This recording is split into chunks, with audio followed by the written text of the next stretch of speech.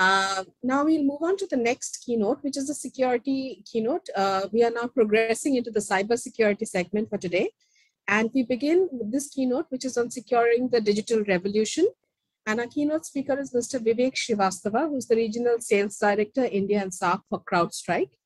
Mr. Vivek Srivastava is a technology and cybersecurity business leader with 22 years of experience in information security. He is an industry veteran in InfoSec and has held leadership roles across reputed security organizations such as Internet Security Systems, IBM, Cisco, and now at CrowdStrike. Over the last 22 years, he has led many path-breaking and transformational cybersecurity projects with enterprises, service providers, and government entities in India and SAARC region. He is recognized as a trusted advisor by large public and private sector organizations and has also been instrumental in driving policy-level decisions to drive effective cybersecurity. As a security practitioner, some of his recommendations have been adopted at a state level also. We warmly welcome you, Mr. Vivek Srivastava, and I hand over the session to you for your security keynote on security. This is Securing the Digital Revolution, and over to you, Mr. Srivastava.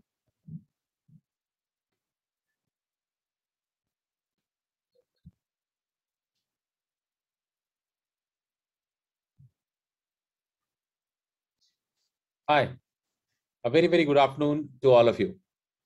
I hope you all are enjoying the event so far.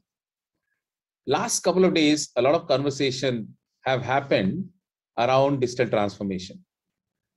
I could see some insightful conversations around adoption of digital technologies, accelerating digital journey, building some very, very important growth, strategies around digital.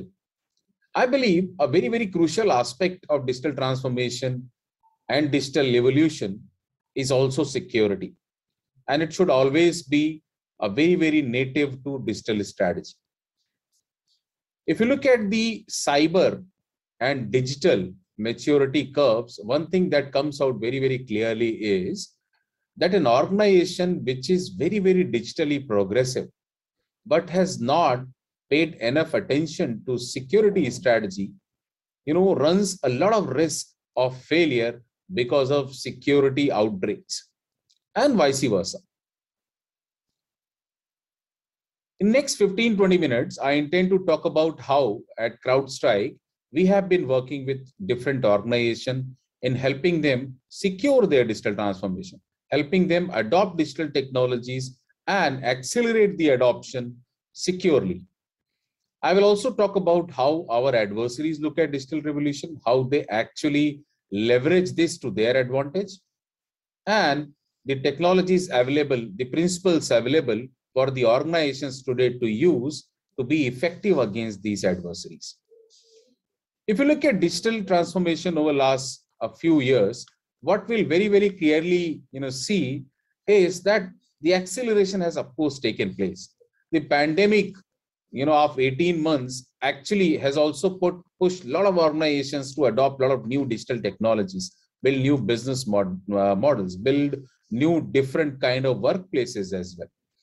And this change has also given a lot of help to our adversaries too. Over the last 3 to 4 years, the organization have also invested heavily on security.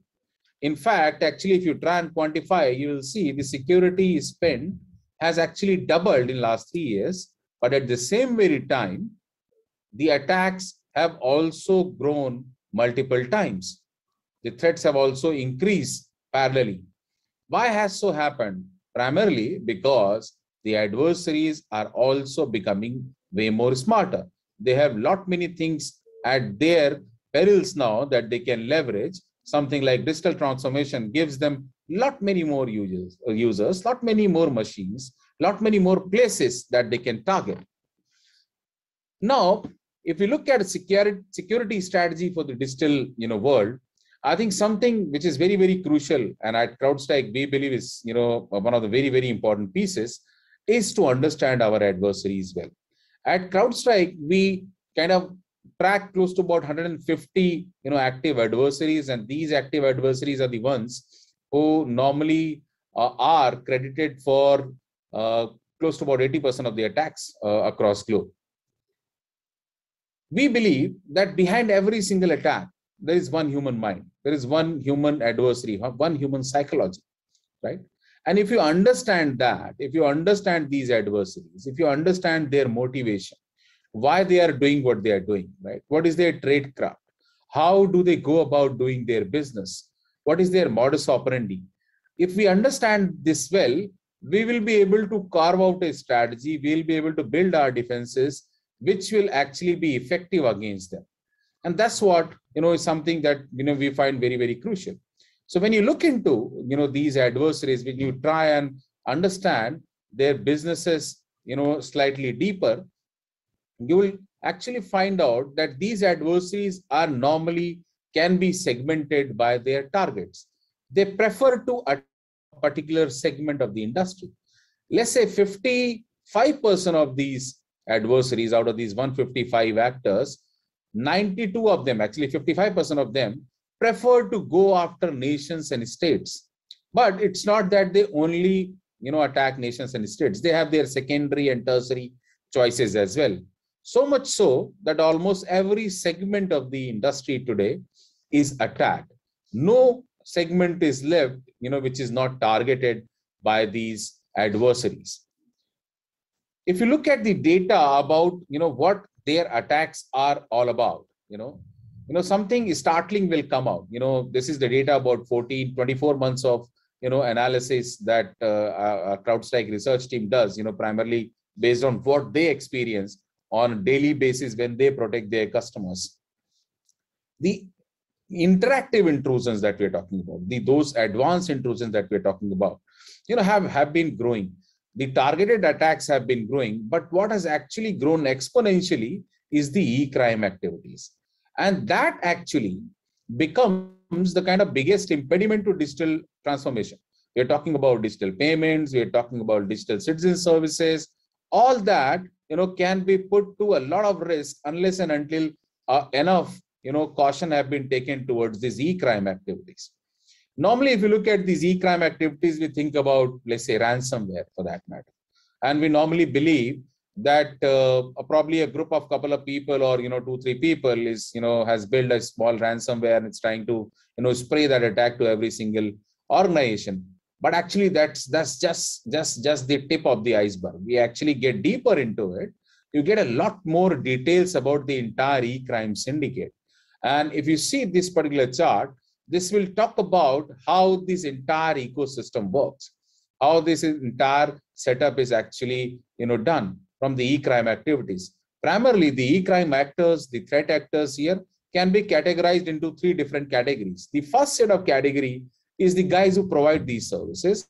They are the guys who have the technical know-hows, they have the capability, they will build the ransomware for you, they will write the codes for you, they will create other smart software tools which are required for you to carry out your operations. The second set of guys are the guys who specialize in distribution of these, whether through spam, whether through, web links or, through different kind of traffic patterns. The third set of the guys are the guys who primarily work only on monetization. The guys who, work on, Bitcoins or the cryptocurrencies, the guys who work on the ransoms and extortions, right? So it's a big syndicate, and primarily at many a times you will find behind one single attack, there are multiple of entities involved from different set of, segments or sub-segment of e-crime, some from services, some from distribution, some from monetization. And we have also have a lot of evidence of seeing these guys collaborating with each other and collaborating to their success. Now, when a ransomware attack happens, primarily, or if they have taken some, information out, they normally promote each other as well, so that they actually are able to monetize, they're actually able to make money out of the activity that they have done so far.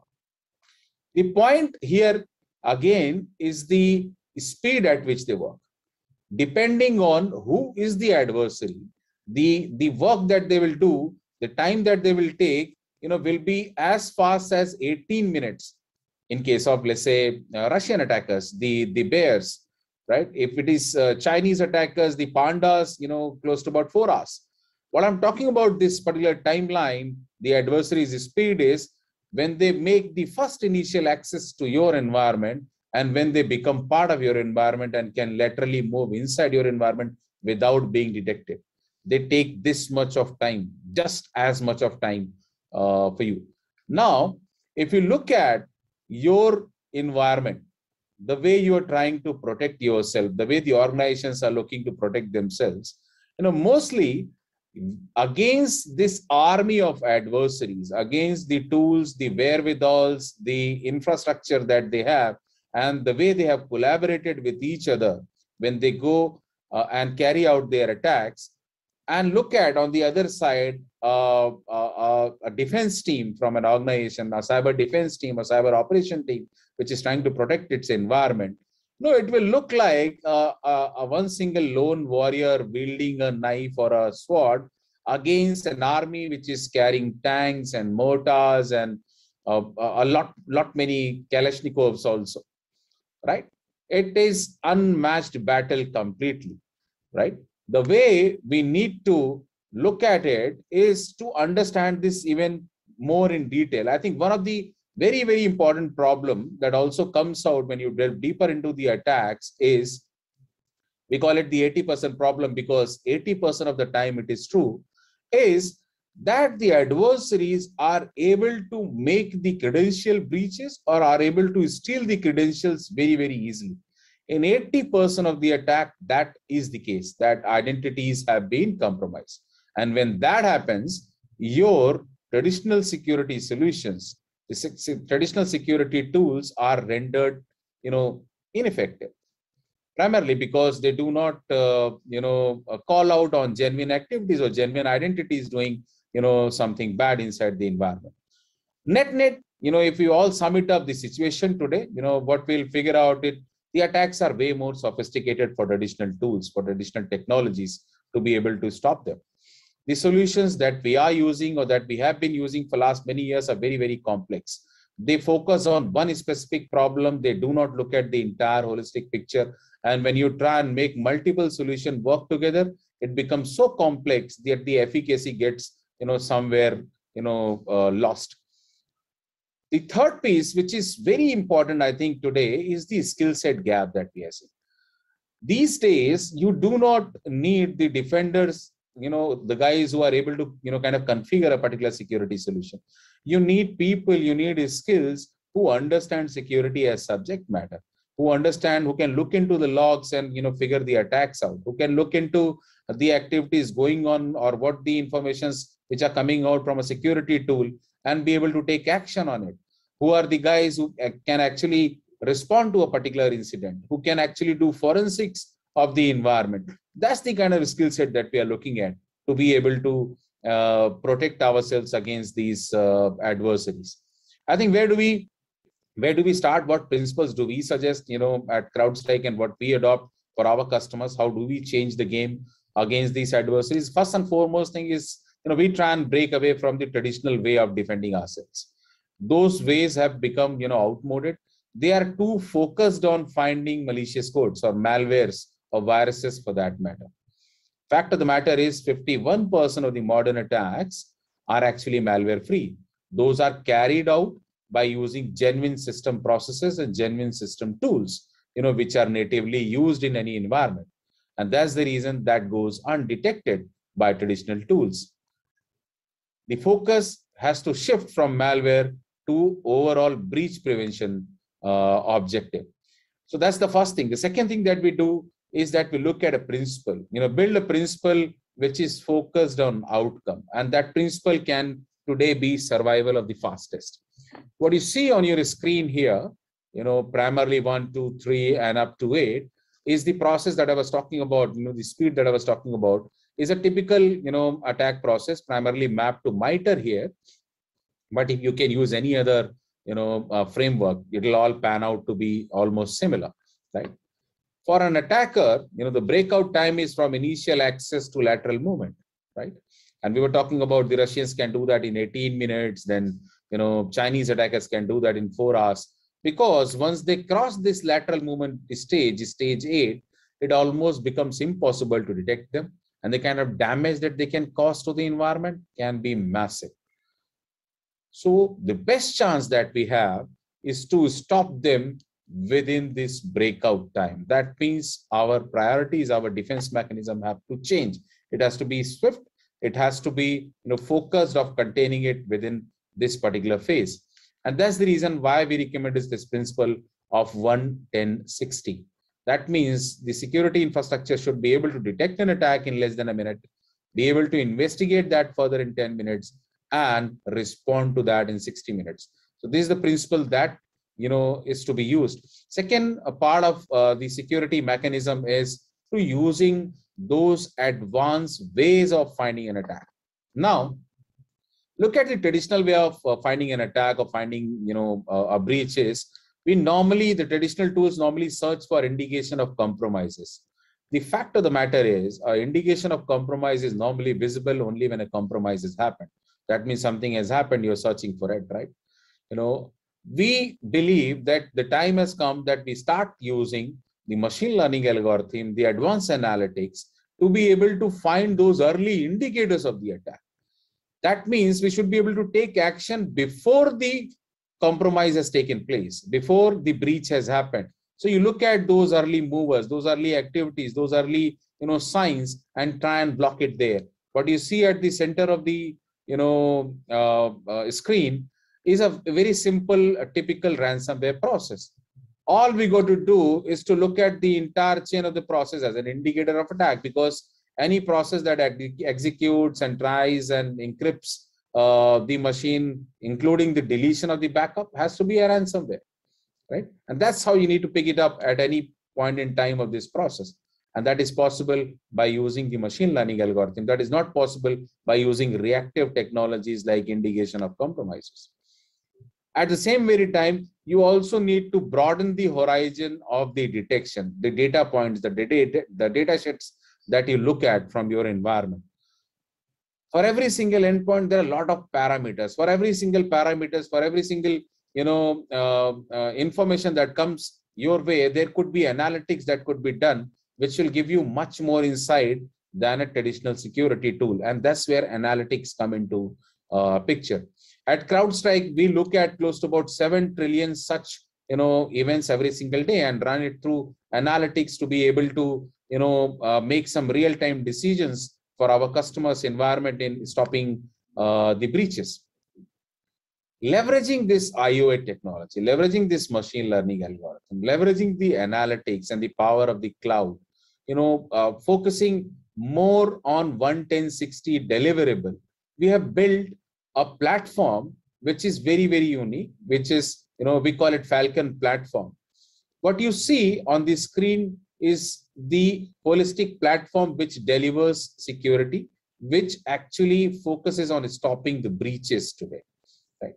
At the center of it is, of course, is the analytic engine, the analytics that is done based on the parametric or telemetry information that comes in, from different sources. And these sources can be, uniformly be endpoints, or servers, or cloud workloads, or containers, and all. And on top of this analytics and the sensor together deliver the security services which are required for today's digital enterprises, starting from protecting the endpoint to protecting your cloud infrastructure, your container infrastructure, your multi-cloud infrastructure, to looking and, kind of helping your team to run their security operations smoothly, helping you build capabilities around modern, attack hunting methodologies.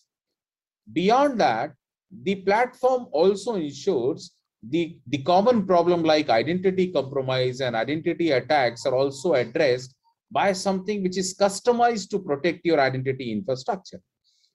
And this platform actually has been working for many of our customers for last many years and have been delivering security efficacy, to their advantage. CrowdStrike also ensures that beyond technology, the services that you require, the capabilities in terms of processes build-up that you require will also be delivered to you. In fact, you can actually entrust the entire operations to CrowdStrike team, and we can run this for you taking the risk from you to CrowdStrike, and we sign, in fact, we sign a breach prevention warranty that if you are breached, we can pay up to $1 million in breach prevention as breach prevention warranty. And when we do that, the results are actually, very, very encouraging. If you see, for our customers, this is what we have been achieving against the set principle of 1-10-60. We have been detecting in 1 minute, investigating in 6 minutes, and being able to deliver the remediation and response actions in 29 minutes flat. So a comprehensive platform, a very, very modern approach to a digital enterprise, which helps you adopt newer technologies, which helps you accelerate on your digital strategy without worrying about security. At CrowdStrike, we stop breaches. We'll be very, very happy to work with you. Thank you so much and enjoy the rest of the day.